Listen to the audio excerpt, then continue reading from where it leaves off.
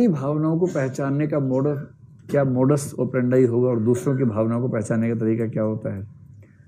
बड़ा सिंपल है।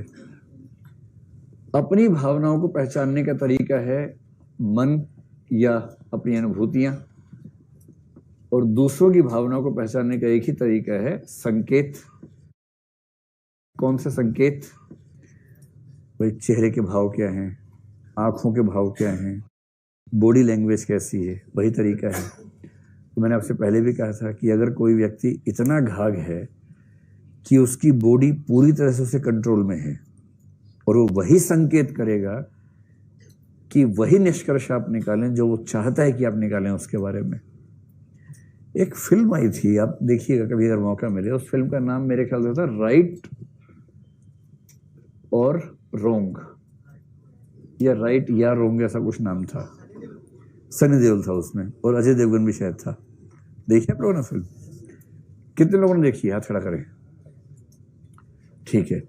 और एक अभी हाल ही में फिल्म आई थी 376 थी ना शायद, जो जिसका 375, इसका जिक्र क्लास में हुआ था ना। हाँ, दोनों एक ही तरह की फिल्म एक सेंस में है। राइट और रॉन्ग में क्या है, आपको पता है कि हमारे संविधान में एक व्यवस्था है कि हम सेल्फ इनक्रिमिनेशन के लिए किसी व्यक्ति को बाध्य नहीं कर सकते। इसका मतलब कोई व्यक्ति खुद अपने विरुद्ध गवाही दे, इसके लिए हम किसी को बाध्य नहीं कर सकते हैं। मेरे ख्याल से आर्टिकल 23 में ये बात, वही है ना, 20 क्लॉज 3 में ये बात लिखी है। तो इसका मतलब ये है कि अगर क्रिमिनल मामला है, सिविल में कर सकते हैं, क्रिमिनल मामले में आप किसी अभियुक्त से ये नहीं कह सकते कि अपने खिलाफ गवाही दो, और अगर कहेंगे तो उस गवाही का कोई मूल्य नहीं है।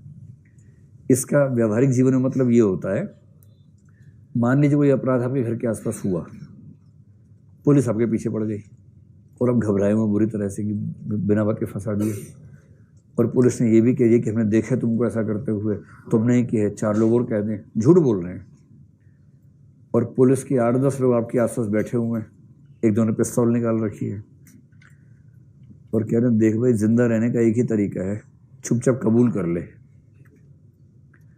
अब आपको लग रहा है कबूल नहीं करूंगा तो जान से मार देंगे, तो कबूल करना इज बेटर देन डाइंग। तो आपने कहा ठीक है सर मैं कबूल कर लेता हूँ। उन्होंने स्टेटमेंट लिखवाई, आपने लिखी कि हाँ ऐसे ऐसे मैंने किया था, बम मैंने लगाया था, ये मैंने किया था, आदि आदि लिख दिया। अगर कभी जीवन में ऐसा हो जाए ना तो ध्यान रखना है कि इस स्टेटमेंट की कोई वैल्यू नहीं है। पुलिस वाला कहे कि बोल तू नहीं किया था, जोर से बोलना, बोला माइक लाओ पहले, ऐसे नहीं बोलूंगा, माइक पे बोलूंगा मैं, तो माइक पे बोलना, अपराध मैंने किया है, मैंने गोली चलाई थी, ऐसे करना। इसकी कोई वैल्यू नहीं है, क्योंकि सेल्फ इंक्रिमिनेशन मीनिंगलेस है। और कानून कहता है साफ साफ कि जब तक जज के सामने अभियुक्त ऐसा नहीं बोलेगा, उसकी आत्मस्वीकारोक्ति की कोई वैल्यू नहीं है। तो ये इसीलिए है कि 1000 अपराधी भले छूट जाएं, एक भी निर्दोष को सजा ना मिल जाए, और हमारा सिद्धांत पहले वाक्य को ठीक से पूरा करता है। सेकंड तो हो ही जाता है, लेकिन पहले वाले को ठीक से पूरा करता है। 1000 छूट ही जाते हैं और एक तो खैर नहीं मिलती सजा आमतौर पे, ये होता है। तो सेल्फ इंक्रिमिनेशन वाली जो बात है ना, उससे अगर आप इस चीज का लिंक समझना चाहें कि इस फिल्म में क्या हुआ, कुछ लोग आजकल कहते हैं, सुप्रीम कोर्ट के पास सुझाव आया कि भाई किसी ने अपराध किया या नहीं, इस पर सरकार इतना खर्चा क्यों करती है। सिंपल है, एक लाई डिटेक्शन टेस्ट होता है, उससे चेक कर लो, क्या दिक्कत है। आजकल तो और भी तरीके उसके आ गए हैं, पॉलीग्राफ टेस्ट आ गया है, नार्को एनालिसिस आ गया है। नार्को एनालिसिस में ऑब्जेक्टिविटी काफ़ी ज़्यादा है। खतरा ये है कि जिसका करेंगे किसी रेयर केस में उसकी मृत्यु भी हो सकती है, उसकी मतलब परमानेंट कोई डिस्टोर्शन आ जाए बॉडी में, ऐसा भी हो सकता है। ये खतरा कैसे मोल लें, ये दिक्कत है।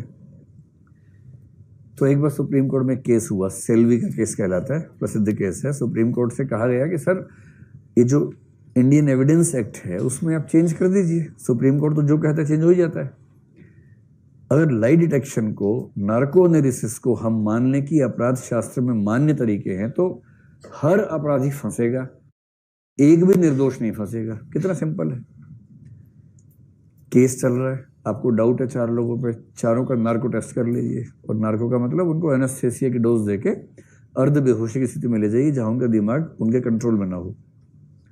तब उनसे आप सवाल पूछेंगे, सवाल ऐसे कि यस और नो में आंसर दे सके, और उन आंसर्स के बेस पे ये अनुमान हो जाता है, लगभग ऑब्जेक्टिवली हो जाता है कि इस व्यक्ति ने क्या किया था क्या नहीं किया था। कितना सिंपल है। तो ये फिल्म इसी पे थी, लाई डिटेक्शन टेस्ट पे थी। लाई डिटेक्शन का मतलब ये होता है कि मूल विचार ये है कि जब हम झूठ बोलते हैं हमारी हार्ट बीट्स बढ़ जाती हैं, सच बोलते हुए हार्ट बीट्स ठीक रहती हैं। मूल कंसेप्ट ये है, यूज करते हैं। हाँ, तो इस फिल्म में वही थीम है, इस फिल्म में वही थीम है कि एक अपराधी है, अजय देवगन शायद अपराधी है, सनी देओल शायद पुलिस वाला है, वो जेल में है, उस पर लगातार टेस्ट हो रहे हैं, लाई डिटेक्शन के टेस्ट हो रहे हैं, पर वो इतना घाघ है कि उसको अपनी हार्ट बीट्स पे ही पूरा कंट्रोल है। कोई व्यक्ति झूठ बोलते हुए अगर सुपर कॉन्फिडेंट होगा तो हार्ट बीट्स नहीं बढ़ेंगे। अच्छा, 4 पुलिस वाले आसपास खड़े हैं, आपसे पूछा आपका नाम क्या, तब भी बढ़ जाती है हार्ट बीट्स। के नाम क्यों पूछ रहे हैं, जबकि आप नाम सच बता रहे हैं, उस समय बढ़ तो जाती है। हार्ट बीट बढ़ते हैं तो कई फैक्टर्स हैं। इसका मूल ये है कि झूठ बोलते हुए बढ़ेंगे, सच बोलते हुए नहीं बढ़ेंगे। मतलब पहले कूल करने के बाद, शुरू में नहीं, कूल करने के बाद।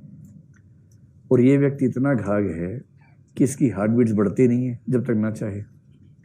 टेस्ट कर करके थक गए हैं मनोविज्ञान के लोग, सारे रिजल्ट्स वही निकल रहे हैं जो वो चाह रहे कि निकले।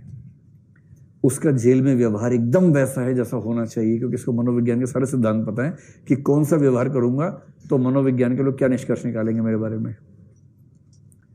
और अंत में इसको छोड़ दिया गया क्योंकि सारे टेस्ट कह रहे हैं कि वो बेकसूर है। और जब जेल से निकला है तो आखिरी वाक्य वैसा ही बोला है जैसा 376 में उस वकील को उस लड़की ने बोला है। कैसा वाक्य, समझ गए? जिसका मतलब है कि तुम्हारी सारी जो व्यवस्था चौपट है, दरअसल मैं ही हूं, और तुम मुझे पकड़ नहीं पाए, पकड़ पाओगे भी नहीं।